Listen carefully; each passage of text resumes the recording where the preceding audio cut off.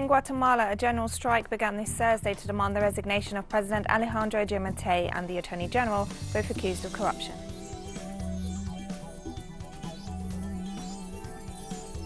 In Cuba, vaccination for pregnant and breastfeeding women using the Abdala vaccine began this Thursday.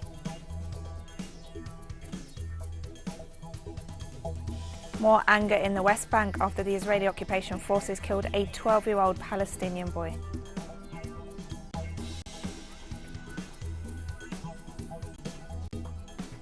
From the headquarters of teleSUR English in Havana, Cuba, this is From the South, and I'm Katrina Goss.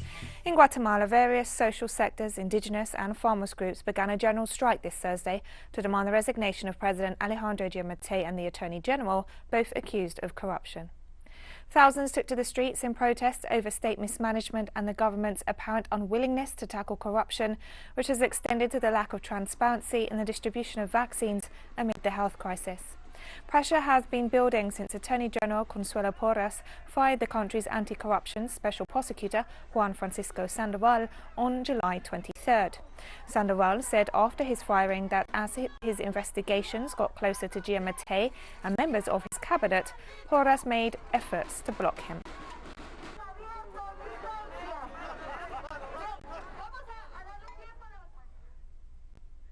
In Peru this Thursday, President Pedro Castillo attended a symbolic swearing-in ceremony in Ayacucho, where the independence of Peru is decided on the battlefield. During the act in the southern Peruvian highlands, President Castillo was presented with a staff symbolic of leadership in the indigenous Quechua culture by the mayor of Huamanga province.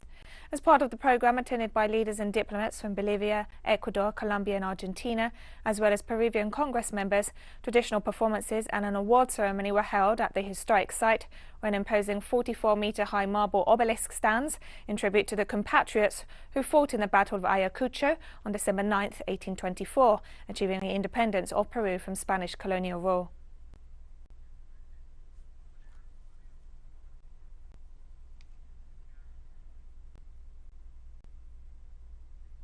Supporters of Pedro Castillo gathered near the Peruvian Congress this Wednesday as he was sworn in as president, promising an end to corruption and a new constitution. It is the beginning of a democratic history, where the people for the first time are going to help shape this government. We are asking the new president today to keep his word to propose a new constitution, and the people will come out in support of that just proposal. Chile has seen fresh protests to demand the immediate release of political prisoners detained during the October 2019 anti-government demonstrations. Social, political and human rights organisations rallied in front of the Supreme Court of Justice in the capital, Santiago, to demand the immediate release of the hundreds of mainly young people who remained behind bars without trial for almost 2 years. Relatives of the prisoners called for the immediate approval of the General Pardon Bill presented by opposition senators.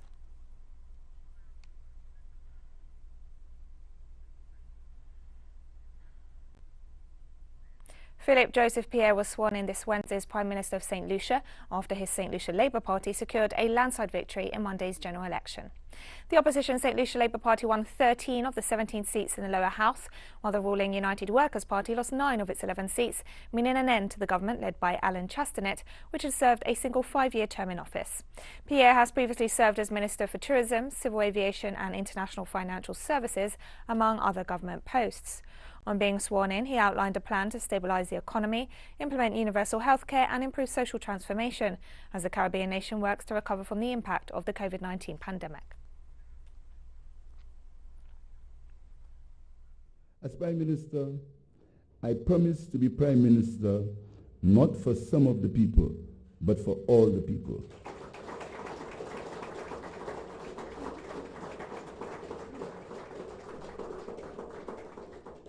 The St. Lucia Labour Party has won the general election. However, we now have to manage an inclusive, equitable and just society. I believe that our island can be one where dignity of the human person is preserved and respected. In Colombia, local authorities in a municipality of the northern department of Antioquia have declared a state of public calamity in the face of a lack of state support to attend to thousands of stranded migrants who are seeking to cross into Panama en route to the United States. The authorities of the town of Nicolosi announced the measure as basic services collapse, given the arrival of some 10,000 people to the area. Some 1,500 more people a day are expected to arrive as they seek to find their way onto onward transport to cross into neighbouring Panama. Local authorities have called on the national government to provide swift support to meet the needs of the vulnerable migrants, as well as the local population, and avoid an escalating humanitarian crisis.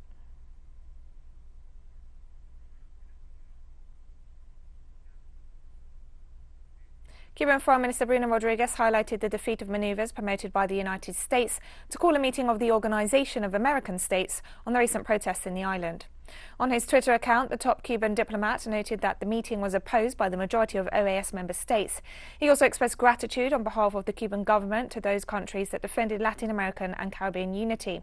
According to press reports, the executive body of the OAS announced an online session with the purpose of discussing the situation in Cuba after the disturbances of July 11th. Cuban President Miguel Díaz-Canel described the move as shameful and part of the US campaign against the island, followed by its allies in the region.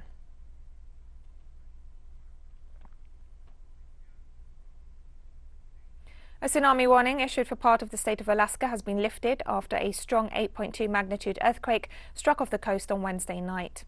The quake, the strongest since 1964, was located about 56 miles east-southeast of Perryville, Alaska, according to the U.S. Geological Survey. At 29 miles deep, the earthquake is considered shallow. There have been at least 2 strong aftershocks, including a preliminary magnitude 6.2 and magnitude 5.6. While the tsunami warning was cancelled, the situation is being monitored.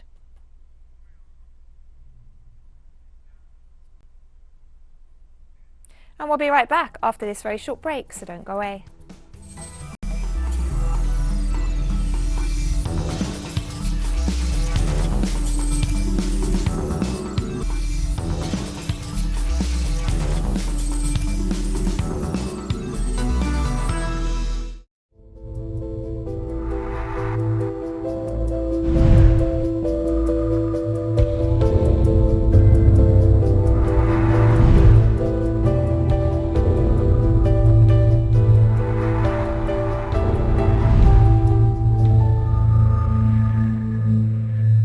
Welcome back to From the South.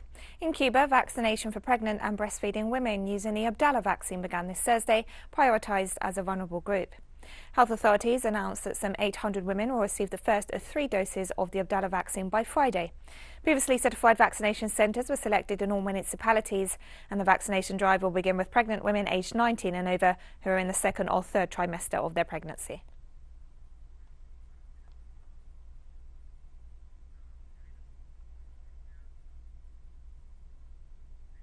Vietnam and Cuba are set to work together to produce vaccines against the novel coronavirus. In a telephone conversation with the Cuban ambassador to Vietnam, Prime Minister Pham Minh Chinh underlined the interest in cooperation with the Caribbean island to obtain licenses, supplies and technology transfers to produce vaccines. The official also highlighted the historical ties between the 2 nations and noted that both are making efforts to overcome the difficulties caused by COVID-19 and to enhance collaboration in this and various other fields.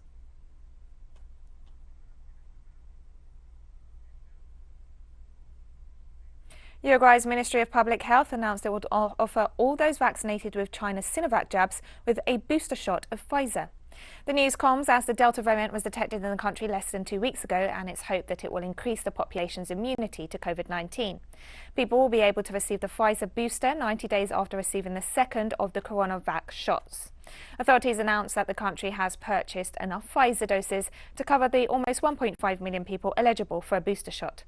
Uruguay has fully vaccinated more than 61% of its population using vaccines produced by Sinovac, Pfizer and AstraZeneca, according to Health Ministry data.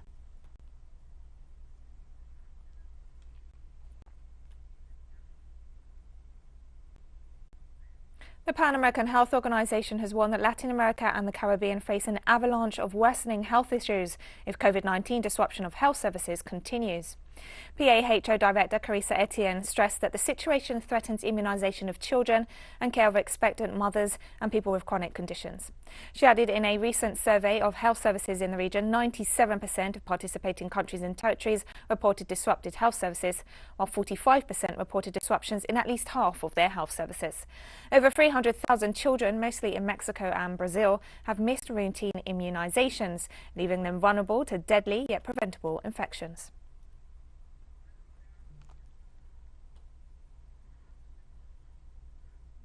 Last week, there were over 1,200,060 COVID-19 cases in nearly 20,000 deaths, only in the Americas.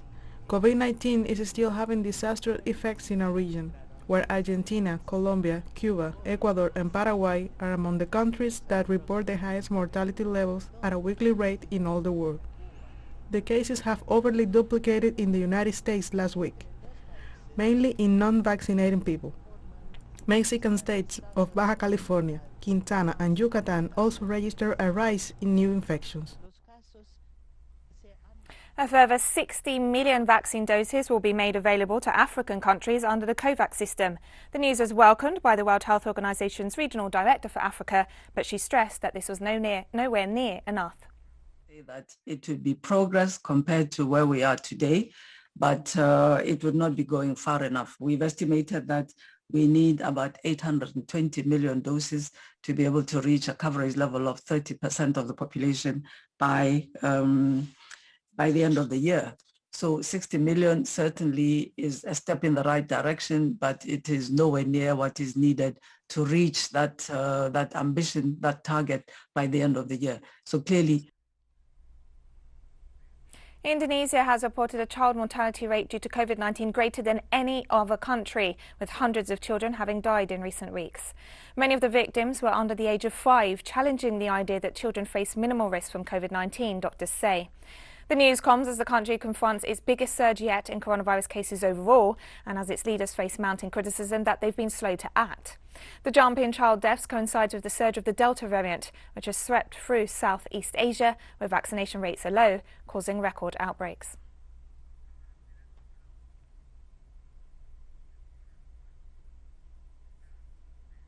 Over 1.6 billion doses of COVID-19 vaccines have been administered in China, according to information provided by the National Health Commission on Thursday.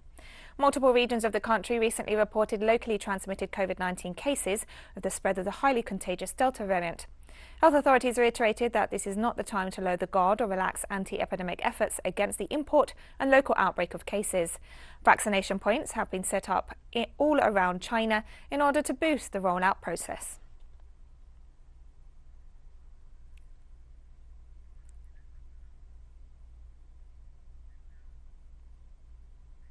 China has reiterated that its military forces are ready to respond to any provocation from the United States, soon after a US warship crossed the Taiwan Strait for the 7th time this year.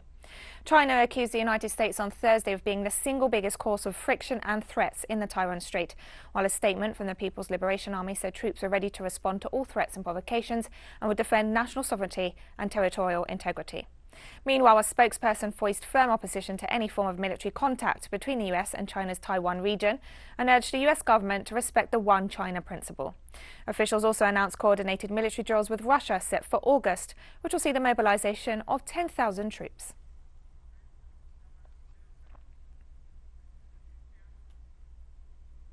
China highlighted on Thursday that the country has been promoting Afghan peace talks on the basis of full respect for Afghanistan's sovereignty, while 20 years of foreign intervention has proved to be a complete failure. The hasty withdrawal of the US and NATO forces from Afghanistan marks the complete failure of the Afghan policy of the United States. It must shoulder responsibility for what it has done and mustn't shift the blame and responsibility to others and simply take to its heels. It needs to take concrete actions to prevent the terrorist forces from festering and make sure the withdrawal doesn't lead to turbulence and fighting. It also needs to play its due role in peace and reconstruction in Afghanistan. And we have more stories coming up after this final short break, so stay with us.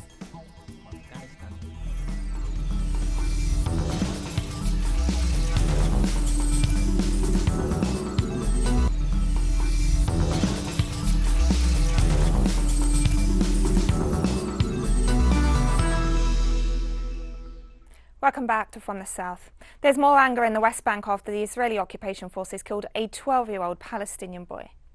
According to Palestinian authorities, 12-year-old Mohammed al-Alami died after being shot by Israeli soldiers while traveling in a car with his father in the West Bank town of Beit Umma, northwest of Hebron. Alami was the second young Palestinian to be killed by Israeli fire in days after 17-year-old Mohammed Muna al-Tamimi died on Saturday of gunshot wounds inflicted the day before in the Palestinian village of Beita. As al-Alami's funeral was held, Palestinians expressed their rejection of the occupying forces.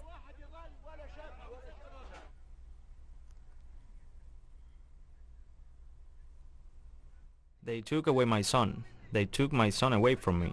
Allah suffices me, for he is the best disposer of affairs. This is a terrorist state like no other existed before. Several hundred people marched in Chad's capital on Thursday against the ruling military junta.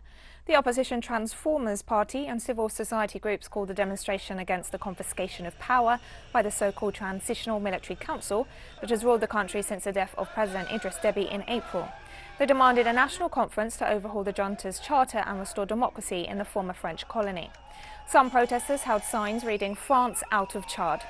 French President Emmanuel Macron met with the new rulers while attending Idris Deby's funeral, the only Western head of state to make the journey. Though the junta has promised free and transparent elections after an 18-month transition that could be extended, it also dissolved parliament and repealed the constitution.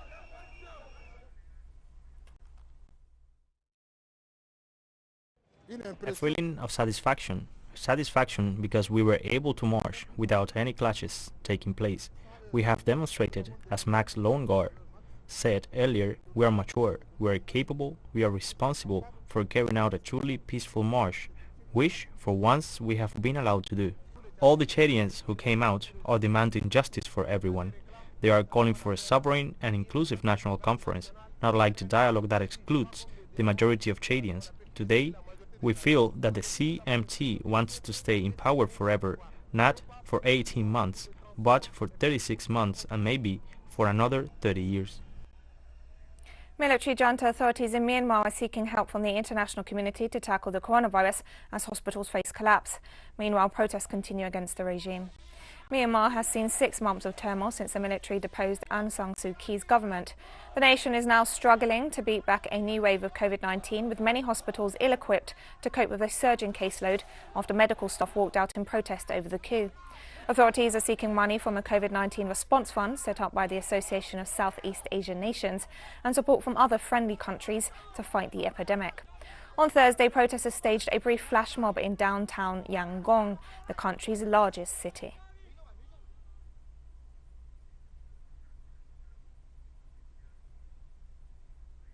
The Syrian army has launched an operation against terrorist groups in an area of the country's southwest that has been under siege for over a month. The operation in Deir al-Balad, home to some 40,000 people, began early this Thursday after terrorists resisted an order to surrender their light weapons and cease hostilities. Authorities stated that the offensive will be carried out in different stages, seeking to resume the negotiations for the protection of the civilian population. Meanwhile, the terrorists bombarded Deir neighborhoods and local hospital, destroying medical equipment and supplies.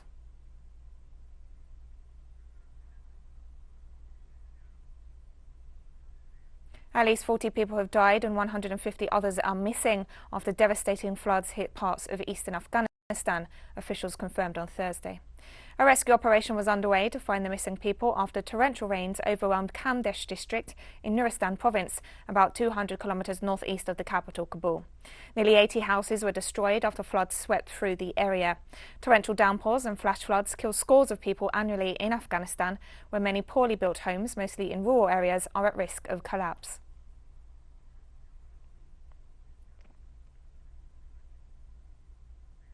Armenian Prime Minister Nikol Pashinyan said he will request Russia's support to deploy guards along his country's border with Azerbaijan following recent clashes. Russia played a key role in mediating an end to the conflict over the Nagorno-Karabakh region last year. It makes sense to consider the question of stationing outposts of Russian border guards along the entire stretch of the Armenian-Azerbaijani border, which will help the two countries to carry out work on demarcation and delimitation of the border without the risk of military clashes. We are planning to discuss the matter with our Russian colleagues. Russia's lab module successfully docked with the International Space Station on Thursday, 8 days after it was launched. The module will provide additional crew quarters, a new toilet and water and oxygen regeneration equipment, improving the conditions of cosmonaut stays on the station and increasing the safety of the entire International Space Station crew. The module will also be a new science facility, docking port and spacewalk airlock for future operations. Standing by for contact and capture. We are losing the image. The range is...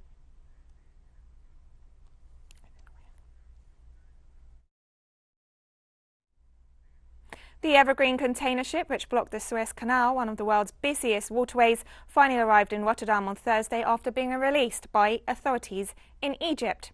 The ship, almost as long as New York's Empire State Building is tall, became wedged in the canal during a sandstorm on March 23rd, blocking the shortest shipping route from Asia to Europe that carries 10% of global maritime trade and provides Egypt with vital revenues.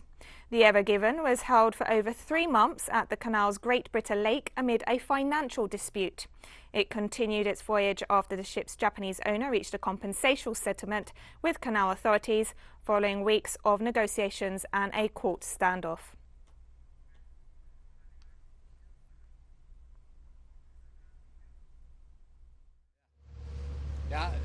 It is really special. It is extraordinary to see this type of ships. We are sailing really close to her, and that's a special feeling. I'm proud that Rotterdam can handle these ships and that we finally can finish the job on the Ever Given, and we hope it will be done quickly in order for her to get back to normal sailing. She will leave on Monday. We are offloading the Rotterdam and Hamburg cargo in Rotterdam. After that she will go to Felixstowe, and after that to Dunkirk, when she will go into dry dock to see if other repairs are necessary. And we've come to the end of this news brief, but remember you can find these and many other stories on our website at telesurenglish.net. You can also follow us on social media for all the latest news. We're on Facebook, Instagram, Telegram, and you can catch up on our shows on our YouTube channel. For teleSUR English, I'm Katrina Goss. Thank you for watching.